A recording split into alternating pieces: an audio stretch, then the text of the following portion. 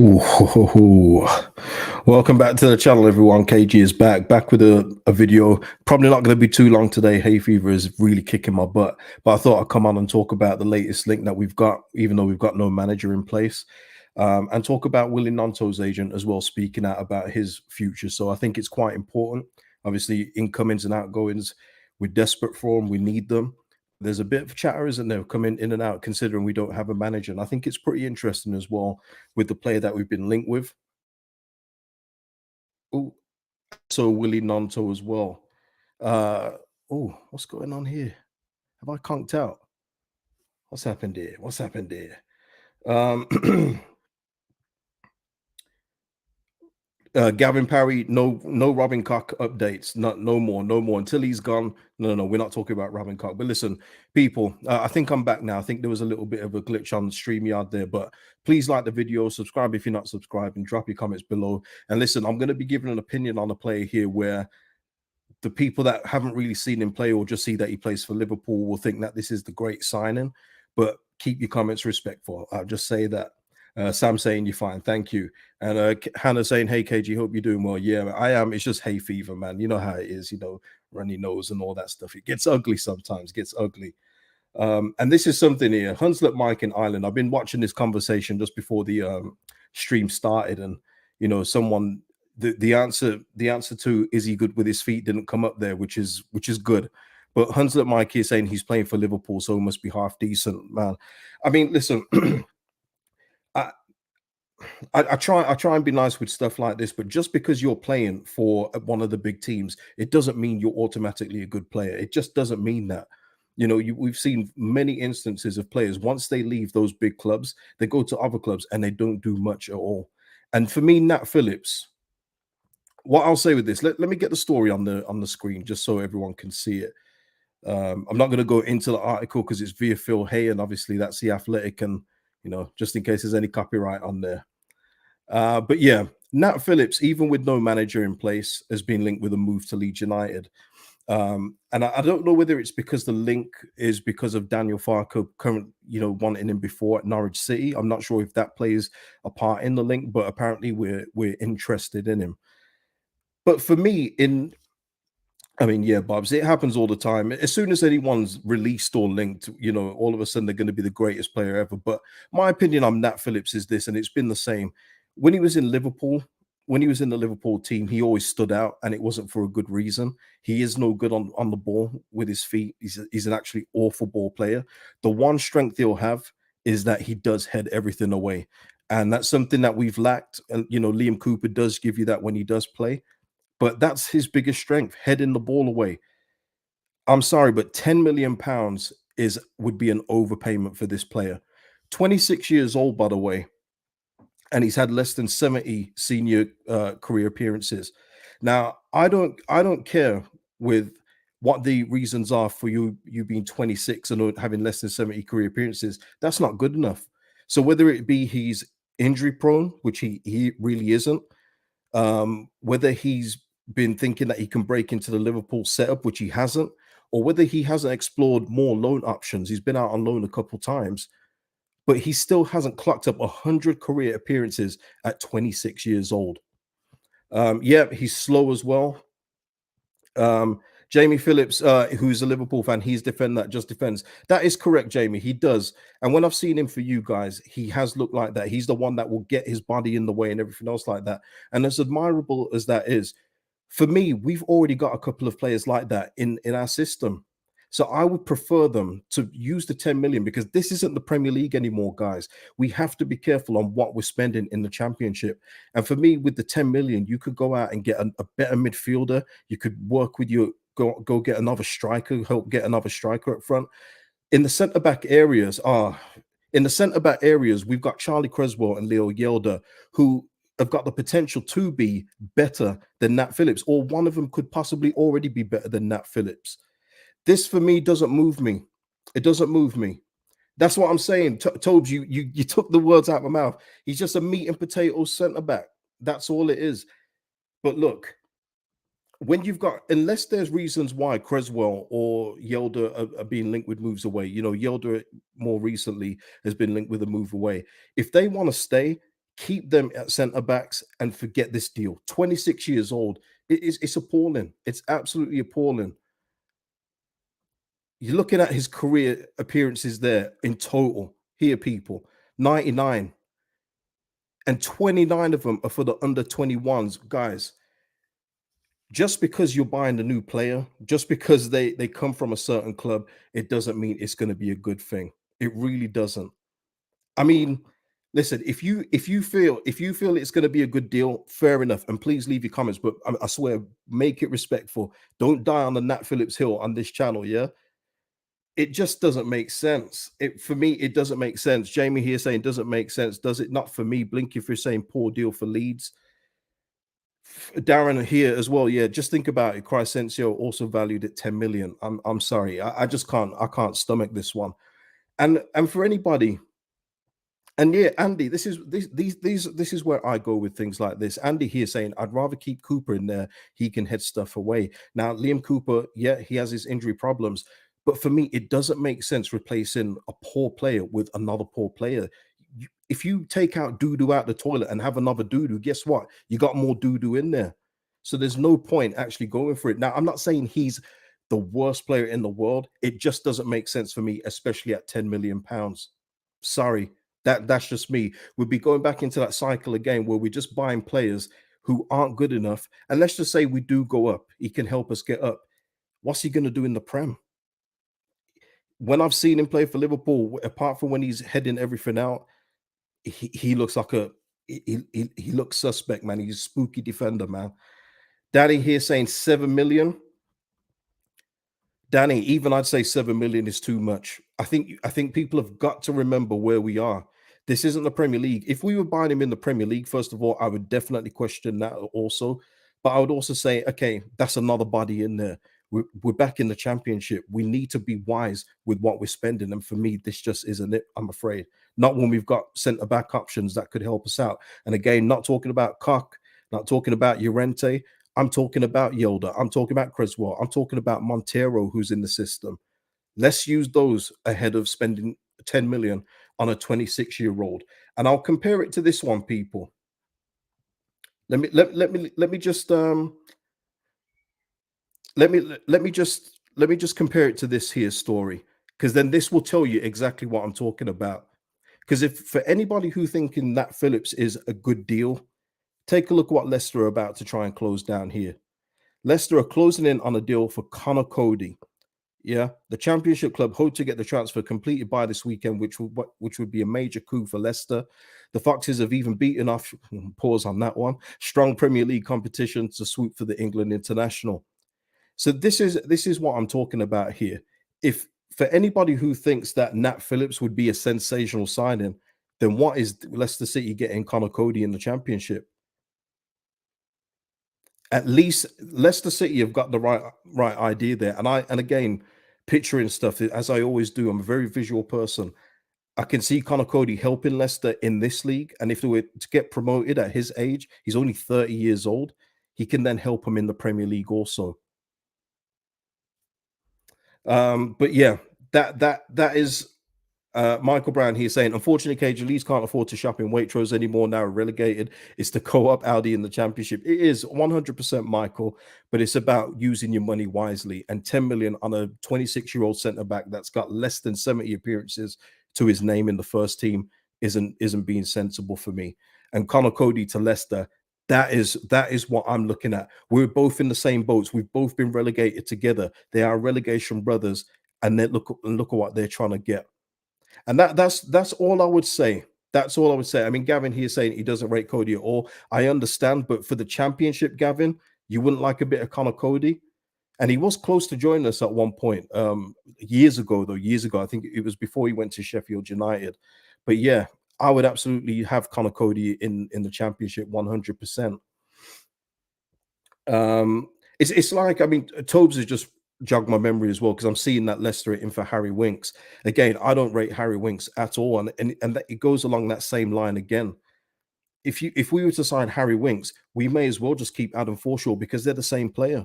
Just because they come from Tottenham or somewhere else like that, it doesn't mean they're a better player. They literally do the same thing, run around a lot, pass the ball side to side.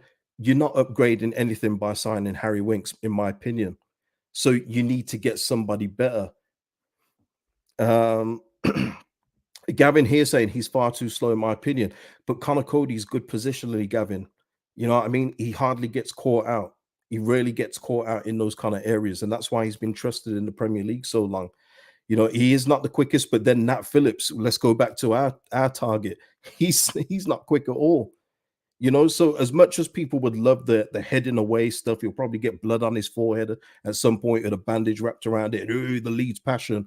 When he starts to trip over the ball, or when he can't intercept or pass it straight, people will get on his backs also.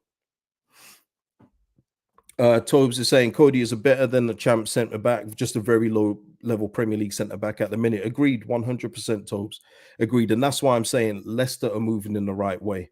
They're moving in the right way, and Nat Phillips to me, no, thank you. But listen, leave your comments in on what you think in regards to those, and yeah, we'll keep it moving. Willy Gnonto, who we are hoping to keep. If let me just get a sip of water.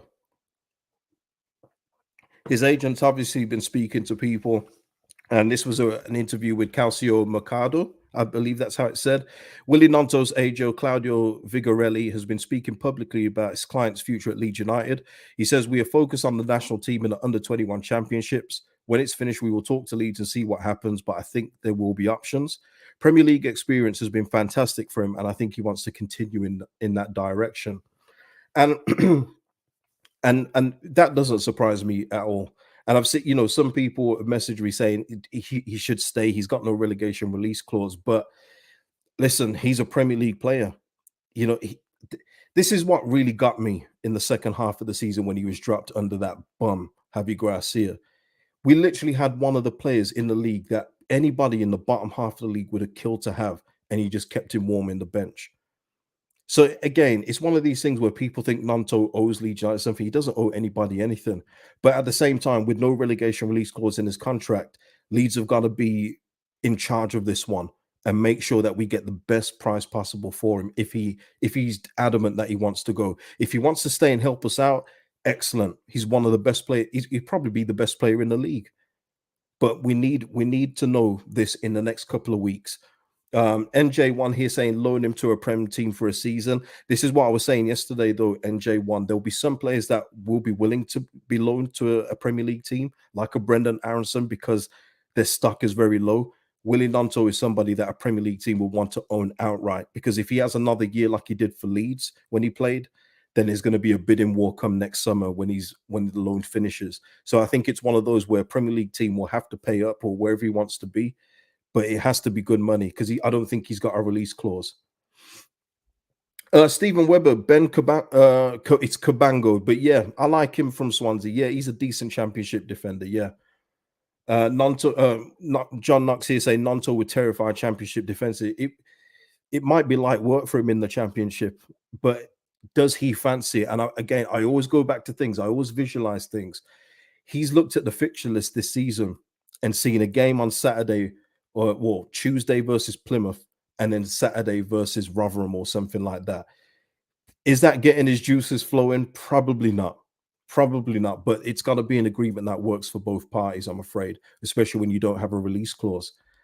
Bob's here saying have no issues with him wanting to leave. Hope we get top dollar and to a top side. Yeah, I mean top side. I don't care where they go afterwards. But you know me, guys, I'm very cold like that. But yeah, we need to get the best deal possible, because for me, as I said before, if Dwight McNeil goes for 20 million from Burnley to Everton, then Gnonto, we got to be seeing at least 20 million for him, at least, and I mean at least, with a nice juicy sell-on clause attached to it. Let's have a look. Nico is saying, I'd rather we just clear the decks of low stock players than loan out. They weren't good enough. Yeah. The only thing there with Nico, I kind of said it yesterday, but there'll be some teams that will be willing to take a chance on these players. And if they do have relegation loan release clauses, which is something I've never heard of before, but obviously they exist, the club will rather do that than work out a transfer fee for a player that has had a down year. So I can completely see that happening with like a Brendan Aronson and players like that. But Willy Gnonto, Chris Somerville, Tyler Adams, they're going to be looking at permanent transfer fees because they'll want to own those assets. Carl Bull, is that a real name? Yeah. Hi, mate. Any manager news? No, nothing to report. I'm afraid there's rumors saying that it's not going to be done until July 1st, July 2nd. It, all I'll say on this is that I just hope that I said it yesterday, but this is the only thing I can hope with the 49ers is that we've got the manager in place. We're just waiting for the EFL just to give everything the green light and that we announce the manager, that they've been talking to players that want to play for this manager that we've got, and that we can announce a few signings as well in a row too. That would be the ideal scenario. And who knows, as we keep saying, 49ers do everything on the hush. They don't leak much out to the press or to anybody else. So we just don't know what they're going to be doing, but we certainly need some players coming in 100%.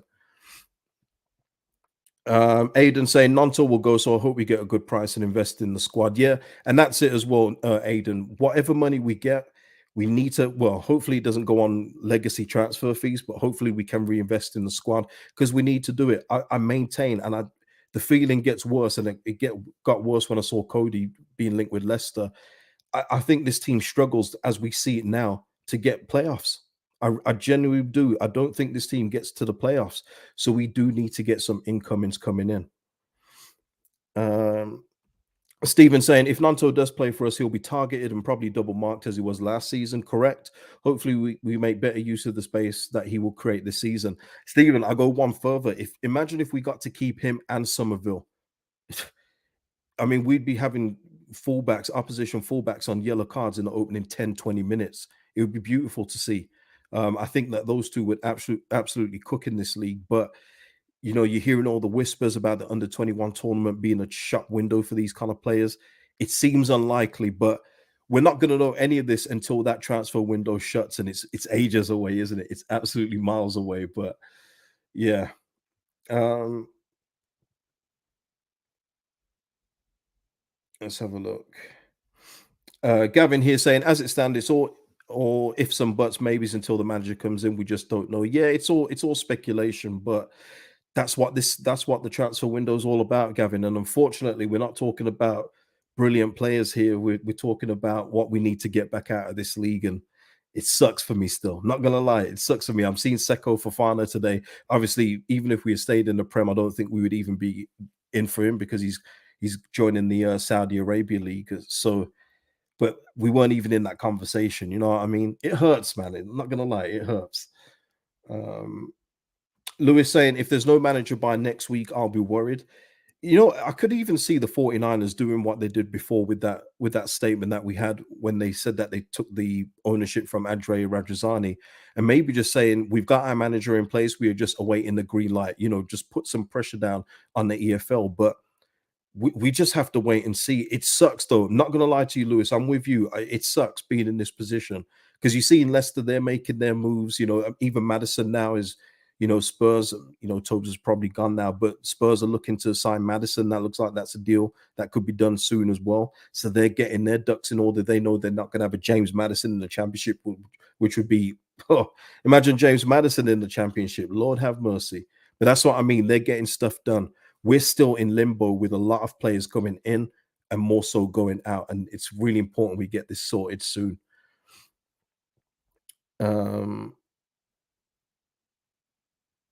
let's have a look. NJ1 saying we should promote all under 21s from now and be the most attractive club in the world for young talent. We have a brilliant crop of young players. We should let them loose. Yeah, we've got a few. I saw a little rumor. I'm not going to bring it up because I don't know how concrete it is, but that we could be looking to loan out Sonny Perkins. The only thing I would say on that there is if Sonny Perkins isn't going to get minutes in this championship season, then I don't see it happening for him. Do people understand what I'm saying there? I think that if he was to get first team football, it's going to be now while we're in the championship. Because let's say we go get promoted this season somehow. Um, where does he fit in the Premier League then if you couldn't get championship minutes? I don't know. Chris here is saying, I can't stress enough how much Leicester will walk this season. There is only one auto place left because we don't do playoffs. We ain't going up this year, KG. Chris, as we sit here today, I'm with you though. And you guys know me. People of long-term subscribers of me know I always look at the best scenario possible. But just with this current group of players, especially the defensive core, that was in the Premier League playing mostly. I'm not talking Yelder or Creswell here, or Cody Drame. I'm talking about the usual suspects. I don't have any confidence in these guys. They got bullied in the Prem. What are they going to do against some battering rams in the Championship? I got no faith in these guys. So again, that's why recruitment is important. Danny here, Mateo Joseph ahead of Perkins for me. I'm with you there, Danny, 100%. Mateo Joseph for me is someone I see maybe starting out on the bench, then making an impact. He looks hungry. He's a real good finisher, and I think that this could be his time this season to shine. I really do. I'm with you. Mateo Joseph for me is in the squad. I did it in my buy keep loan thing kind of thing, buy keep sell, whatever it's called. And Mateo Joseph is in the squad for me.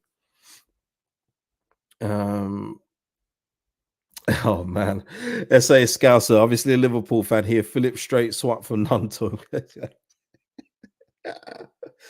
If you manage to rinse us for 10 million, first of all, I won't be happy with that. But you guys have done it many times. This is it as well. Going back onto the Nat Phillips stuff, Scouser just reminds me here. Look at some of the transfers that they've had out and have absolutely stunk out the joint. It wasn't until last season when Solanke, started to come good. Yeah. Jordan Ibe before now. Listen, Jordan Ibe has had his problems, so I'm not going to hold that against him, but it didn't work out for him either. Look at Rian Brewster, people. Rian Brewster. That's what I'm saying. Just because they come from a certain club doesn't mean it's going to work. And I'll be honest as well. I haven't got something against them, but I do question the kind of mentality that players like Nat Phillips, Rob Holding have when they're in their 20s and they're just happy being on the bench at a big club. I understand they'll get medals and everything else like that. That's cool. But if you don't feel that you're good enough to break that squad, you should be looking to leave. You should be looking for first team football. But guys like him, Rob Holding, who have been just happy to be bench players at the clubs, I question that. I do. And it's different. Someone will probably bring up Ruben Loftus-Cheek, which is a great example because I've said about him wanting him to come to Leeds United. He's been on the bench at Chelsea, but what he's done in his career is gone out on loan. He's impressed and then come back to Chelsea thinking he can possibly break through. Like when he came back from Palace, when he had a loan spell at Fulham. There's a difference there. He's now going to AC Milan on a permanent deal. So he's now accepting that it's not going to be him for him at Chelsea. But though the guys that just sit there, I don't know, and I don't know if they can then handle the pressure environment that Leeds United will have. I just don't know. But that's just me. Yeah, they did, Bobs, man. 5 million on Cure. They definitely got the best of that deal, honestly. Oh, don't remind me, Bobs. Don't remind me. Um, yeah, Jeff saying, hi, KG. We've been ripped off many times before, to be honest. Yeah, Jeff, in the very recent history, haven't we? I mean, even as good as Rodrigo was last season, and he was excellent. I'm not taking anything away from Rodrigo. Over the length of the time that he was here, oh, sorry, he's still here, isn't he? But was that worth 29 million? Dan James, 25. We paid heavily on that rivalry tax. He wasn't worth 25. Llorente, 17.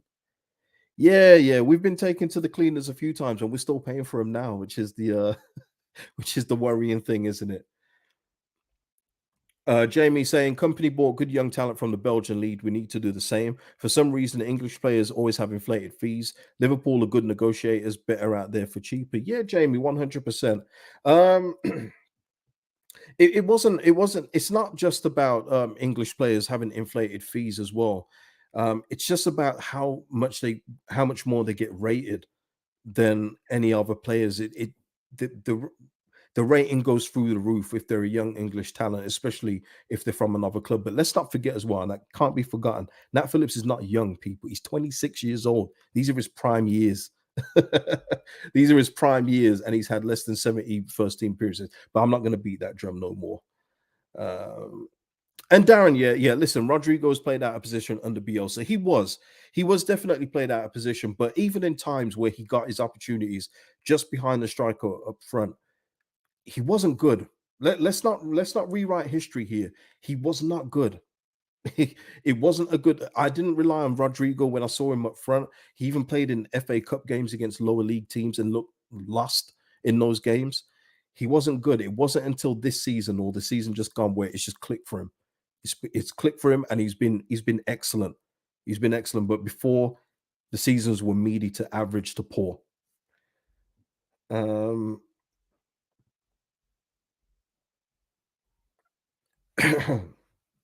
let's have a look. Diggler here saying, "What are Rob Holding and Nat Phillips actually like as players? Are they good? What are their strengths?" That's what I'm interested in. The, the thing is, what you always get with these kind of guys is that they're good in the changing room. They're good to have around, these kind of things, because they don't play enough football to be judged on their actual game. But you do see, though. I mean, again, you're talking a different level here. But when Rob Holding came in for Saliba at Arsenal, you can see the difference there. I mean, there's just levels to this game. And Rob Holding was nowhere near it. He was not the guy to beat in a title charge. He just wasn't. And he was obvious he was one of the weak links in the team. But some of these players are happy to be at big clubs and just sit there and wait for their opportunities. I have no issues if they sit there, wait for their opportunities and believe they can get in the first team. But when they're just happy to sit on the bench, that's not going to work for me, I'm afraid. That's not going to work for me. But yeah, what else have we got? I said I wasn't going to be long. I've been here nearly half an hour. You see what you guys do. I love the community. Love it.